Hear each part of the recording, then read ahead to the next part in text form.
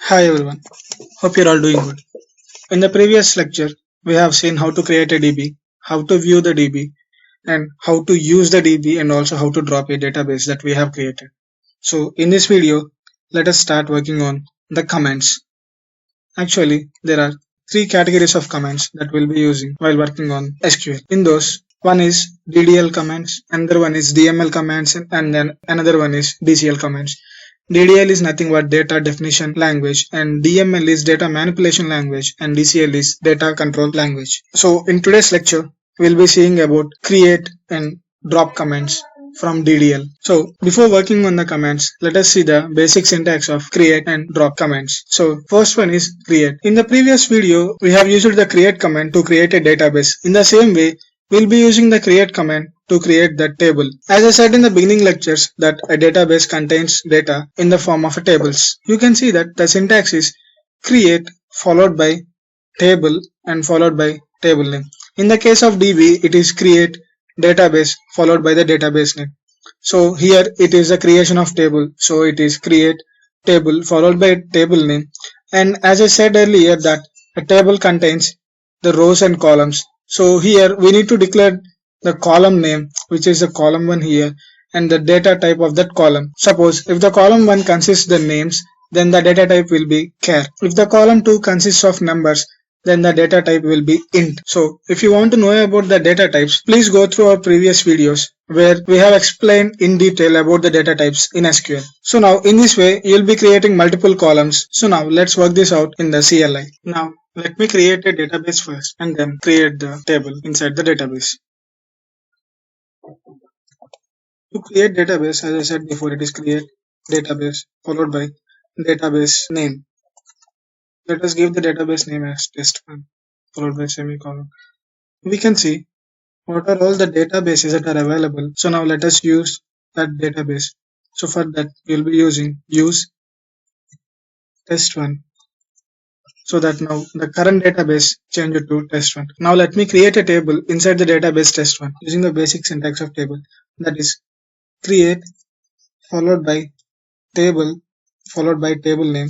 In this case, we'll give the name of the table as table1. And now we need to give how many columns and rows will be there inside that table. Like what is the data that the column is going to hold. For suppose, let us take the first column contains the names. The name of the column will be person name followed by the kind of data that we are going to hold in the person name column. As we are going to hold the names, it will be a character type which we are using varchar followed by the size that we are going to allocate for it. Let us give size 5 for it. In this way, you can give n number of columns you require. Let us consider now the second column contains the phone numbers of the respective name. So as a phone number is of type int, the data type will be int and followed by size that we are going to allocate for it. After the completion of the columns that we are going to give for a particular table, we will be closing these flower brackets and ending the statement with a semicolon. Table has been created inside the database test1. So now let us check what are all the tables that are available under the database test1. So for that you will use the command show tables. As you seen before, the only table that is available inside the database test1 is table 1. So now to view what are all the columns that are available in the table 1, you need to use the command disk followed by the table name, that is table 1 in this case, followed by semicolon. So now you can see we have created two columns. One is person name with the varchar type and another one is a phone number which is of int type. In this way, you can create a table and also you can create the columns inside the table.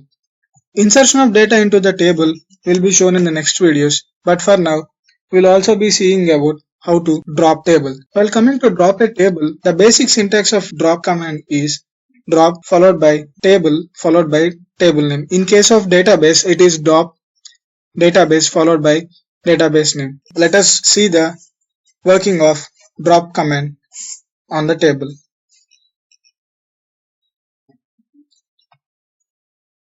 By using the show tables command, you have seen what are all the tables that are available inside the test1 database. So now our aim is to drop this table. So as I said, The syntax of drop command is drop followed by table and followed by the table name, that is table1. So now the table named table1 has been dropped from the database test1. So now let us see whether the table is still available or not. It is show tables. You can see that it is showing empty set. Test1 database contains only one table, that is table1. As we have dropped the table1, so now the test1 database does not contain any tables. So in this way we'll be creating a table and we'll be dropping a table. In the upcoming videos we'll be going through more commands like inserting the data, truncating and also alteration of data. Hope you like the video. Please leave a like.